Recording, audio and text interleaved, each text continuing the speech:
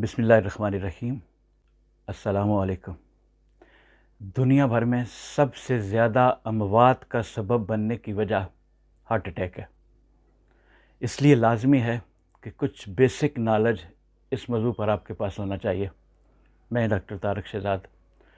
Heart attack دو طرح کا ہوتا ہے، ایک وہ جس میں آپ کی باڈی آپ کا ساتھ دے رہی ہے، اسے کمپنسیٹڈ ہارٹ فیلئر کہا جاتا ہے، اور دوسرا وہ جس میں باڈی دل کا ساتھ نہیں دے رہی، اسے ڈی کمپنسیٹڈ ہارٹ فیلئر کہتے ہیں۔ پہلے کیس میں جب آپ کا ہارٹ ویک ہو جاتا ہے تو وہ باڈی کو پراپر طریقے سے خون کی سپلائی اس کے لیے ممکن نہیں رہتی۔ اس سے آپ کے جسم کو ضرورت کے مطابق آکسیجن نہیں مل پاتی۔ اس آکسیجن لیول کو پورا کرنے کے لیے باڈی آپ کے خون کے دباؤ یا بلڈ پریشر کو بڑھا دیتی ہے، دل کی دھڑکن کو تیز کر دیتی ہے۔ باڈی جسم میں بہت زیادہ سوڈیم اور پانی کو جمع کر لیتی ہے اور اسے جسم سے نکلنے نہیں دیتی۔ اس طرح کے ہارٹ فیلئر میں کوئی واضح علامت نظر نہیں آ رہی ہوتی، باڈی اپنے تمام فنکشن نارمل طریقے سے کر رہی ہوتی ہے۔ اب یہاں پر ایک غلطی ہوتی ہے، مریض خود سے ہی اپنے بلڈ پریشر اور دھڑکن کو کنٹرول کرنے کے لیے کوئی میڈیسن لینا شروع کر دیتا ہے، یا لوکل سطح پر معالج بھی دل کی دھڑکن اور بلڈ پریشر تیز دے کر ان کو کنٹرول کرنے کی میڈیسن دینا شروع کروا دیتے ہیں۔ اس طرح بار بار کرنے سے ہارٹ دن بدن ویک ہوتا جائے گا اور بات ہارٹ فیلئر یا ہارٹ اٹیک تک پہنچ جائے گی۔ اب دوسری وجہ ہے ڈی کمپنسیٹڈ ہارٹ فیلئر۔ اس کیس میں جسم دل کی کمزوری کو چھپا نہیں رہا ہوتا، بلکہ اس کی ان علامات کو سامنے لاتا ہے۔ اس کی علامات یہ ہیں کہ ہائی بلڈ پریشر، پاؤں میں سوجن ہو جانا، سر بھاری ہونا، سانس لینے میں دشواری، ہر وقت کی تھکاوٹ، اور سینے میں اکثر اوقات درد رہتا ہے۔ پاؤں اور ٹانگوں کی سوجن پٹنگ اڈیما کی شکل اختیار کر لیتی ہے، جس میں انگلی سے دبانے پر گڑھا بن جاتا ہے۔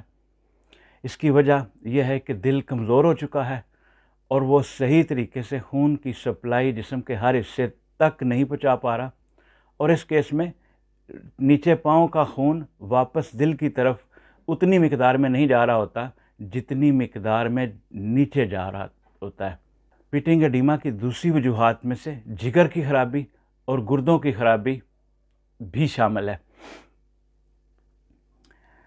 ہارٹ اٹیک سے قبل کی دوسری بڑی علامت سانس کا پھولنا، تیز چلنے سے یا کسی بھی اونچائی پر جانے سے سانس پھولنا شروع ہو جاتا ہے، اور اس کے ساتھ بائیں بازو میں درد اور سینے میں درد ہونا شروع ہو جاتا ہے۔ یہ دو بڑی واضح علامات ہیں۔ اب اس سے آگے ہے جی congestive heart failure. Congestive heart failure کی بڑی علامت ہے نہ رکنے والی کھانسی، جو کسی بھی کھانسی کی دوا سے کنٹرول نہیں ہو پاتی۔ اب نیکسٹ علامت ہے جی ڈیمنشیا۔ اس میں آپ کے اندر میموری لاس کی علامات ظاہر ہونا شروع ہو جائیں گی، یادداشت کمزور ہونے لگتی ہے، چیزیں بھولنے لگتی ہیں، اور اس کی وجہ ہوتی ہے کہ دماغ کے سیلز کو پراپر بلڈ سپلائی نہیں ہو رہی اور پراپر آکسیجن نہیں مل رہی۔ اور نیکسٹ سمٹم آپ کا یورین آؤٹ پٹ کم ہو جائے گا۔ کمزور بلڈ سرکولیشن کی وجہ سے آپ کی باڈی پانی اور سوڈیم کو اندر روک لیتی ہے۔ ہارٹ فیلئر کی اگلی علامت آپ کو لیٹے ہوئے سانس لینے میں دشواری محسوس ہوگی۔ اٹھ کر بیٹھنے سے یا کمر کے پیچھے 2-3 تکیے رکھنے سے مریض اپنے آپ کو بہتر محسوس کرتا ہے۔ دل کی بیماریوں کی سب سے بڑی وجہ ان بیلنس ڈائٹ ہے۔ ان بیلنس ڈائٹس کی وجہ سے پیدا ہونے والی علامات میں ایک پہلی بڑی علامت ایریدمیا، یعنی دل کی دھڑکن کا اب نارمل ہو جانا۔ اس کی وجہ دل کے پیس میکر کی خرابی ہے۔ پیس میکر کے فنکشن کو نارمل رکھنے کے لیے الیکٹرولائٹس یا مختلف نمکیات کا بیلنس ہونا ضروری ہے۔ اس میں سب سے پہلے نمبر پر آتا ہے کیلشیم۔ پیس میکر کیلشیم کی مدد سے سکڑتے ہیں۔ دوسرے نمبر پہ آتا ہے میگنیشیم۔ یہ دل کے مسلز کو ریلیکس کرنے کے لیے ایک ضروری جزو ہے۔ جسم میں کھلیاں پڑنا یہ میگنیشیم کی کمی کی علامت ہے۔ اور اس سے آگے آتا ہے جی وٹامن B1۔ اس کی کمی سے گلوکوز میٹابولزم متاثر ہوتا ہے، جس میں ایٹانومک نروس سسٹم ڈسٹرب ہوتا ہے۔ اس میں سانس لینے کا عمل، دل کے دھڑکنے کا عمل، باڈی کا ٹمپریچر بیلنس رکھنا، کھانا ہضم ہونے کا پروسیس اور پیشاب کے بننے کا عمل. اور اس میں وٹامن B1 کا بہت زیادہ کردار ہے. اس کا بیلنس ہونا اس آٹو سسٹم کو ایکٹیو رکھنے کے لیے بہت ضروری ہے. اگلا نمبر ہے جی وٹامن D3 کا. وٹامن D3 کی کمی سے جسم میں کیلشیم کی کمی ہو سکتی ہے. وٹامن D3 کیلشیم ایبزارپشن یا باڈی میں جذب ہونے میں مدد دیتا ہے. اب اگلی انتہائی ضروری چیز وٹامن K2. اگر باڈی میں کیلشیم کی مقدار زیادہ ہو جائے اور یہ کیلشیم خون کی نالیوں کے اندر جمنا شروع ہو جاتا ہے، اس کے لیے جسم کے اندر وٹامن K2 کا ہونا لازمی ہے. وٹامن K2 ایک حال ہی میں دریافت کیا گیا وٹامن ہے. اس کی موجودگی کیلشیم کے لیول کو نارمل رکھتی ہے اور اسے ہڈیوں تک محدود رکھتی ہے.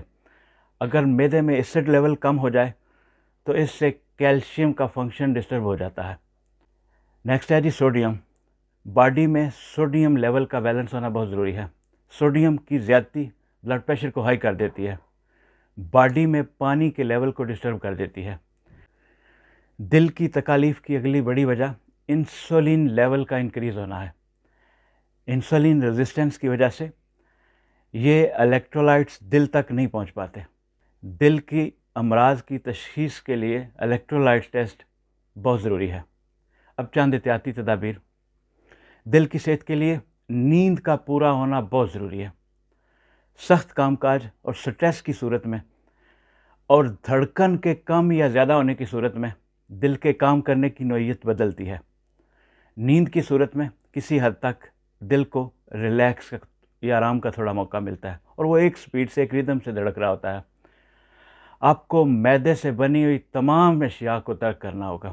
ایسا آٹا استعمال کریں جس کے اندر چھان موجود ہو. اس آٹے سے آپ کو ایک قیمتی ترین وٹامن ای ملے گا. وٹامن ای دل کو مضبوط کرتا ہے اور اوورآل پورے جسم کے مسل سٹرینگتھ کے لیے ضروری جزو ہے. اب دل کے سب سے خطرناک ترین دشمن کی طرف آتے ہیں، وہ ہے چینی. چینی نے آج تک جتنا نقصان دل کو پہنچایا ہے، میڈیکل سائنس آج سے پہلے تک اسے کولیسٹرول کے کھاتے میں ڈالتی رہی ہے. اب آپ کو بتاتے ہیں کہ کس طرح ہارٹ اٹیک ہونے سے پہلے پتہ چلایا جا سکتا ہے کہ ہم کتنے رسک پر ہیں. یہ ایک بڑا چھوٹا سا سادہ سا ایک ٹیسٹ ہے لیکن بڑا مؤثر ہے. اس سے آپ جان پائیں گے کہ آپ کے اندر ہارٹ اٹیک کا رسک موجود ہے یا نہیں. آپ نے اپنی ریسٹنگ پلس ریٹ کو کاؤنٹ کرنا ہے. اپنی پلس پر ہاتھ رکھ کے 15 سیکنڈ تک اپنی پلس کو کاؤنٹ کرنا ہے اور حاصل ہونے والی ریڈنگ کو 4 سے ضرب دینی ہے. اس سے 1 منٹ میں آپ کا دل کتنی بار دھڑکتا ہے وہ آپ کاؤنٹنگ کر لیں گے. ریسٹنگ پلس ریٹ مطلب جب آپ سکون سے بیٹھے ہوئے ہوں اس وقت کا پلس ریٹ ہوتا ہے. یہ 60 اور 100 کے درمیان ہوگا. عمر، جینڈر اور وزن کے اعتبار سے مختلف لوگوں میں مختلف ہو سکتا ہے. اس کاؤنٹنگ کو آپ نے اپنے پاس لکھ لینا ہے. اس کے بعد آپ نے 1 منٹ تک کوئی تیز ورزش کرنی ہے یا دوڑنا ہے. دوڑنے کے بعد آپ نے دوبارہ پلس ریٹ چیک کرنا ہے اور اس کو بھی اپنے پاس کاؤنٹ کر لینا ہے. اب 1 منٹ آپ نے بڑے سکون کے ساتھ کسی جگہ پر بیٹھ جانا ہے اور اس کے بعد دوبارہ پلس ریٹ چیک کرنا ہے. یہ ریڈنگ بھی اپنے پاس نوٹ کر لینی ہے. اب وہ پلس ریٹ جو آپ نے دوڑنے کے بعد لیا تھا اس میں سے دوسرا پلس ریٹ جو آپ نے 1 منٹ ریسٹ کرنے کے بعد لیا تھا اس کو مائنس کرنا ہے. جو رزلٹ آئے اس کو اپنے پاس لکھ لیں. اس ریڈنگ سے پتہ چلے گا کہ دل نے 1 منٹ میں کتنا ریکور کیا ہے یا 1 منٹ میں کس حد تک نارمل پوزیشن پر آیا ہے. یہ ریڈنگ اگر 12 سے کم ہے تو آپ انتہائی رسک پر ہیں. آپ کو کسی بھی لمحے ہارٹ اٹیک ہو سکتا ہے. اور اگر یہی نمبر 13 اور 20 کے درمیان ہے تو اس فگر میں بھی آپ درمیانے درجے کے رسک پر ہیں. اور اگر یہ نمبر 21 سے 40 کے درمیان آتا ہے تو یہ ایک نارمل فگر ہے. یہ فگر بتاتا ہے کہ آپ کی دل کی صحت اچھی ہے. تو یہ کچھ چند گزارشات تھیں جو آپ سے کرنا تھی. میری ان ساری گزارشات کا مقصد صرف ایک ہوتا ہے، کسی بڑے نقصان سے پہلے آپ کو اویئرنیس دینا، آپ کو بیدار کرنا. بہت شکریہ. السلام علیکم.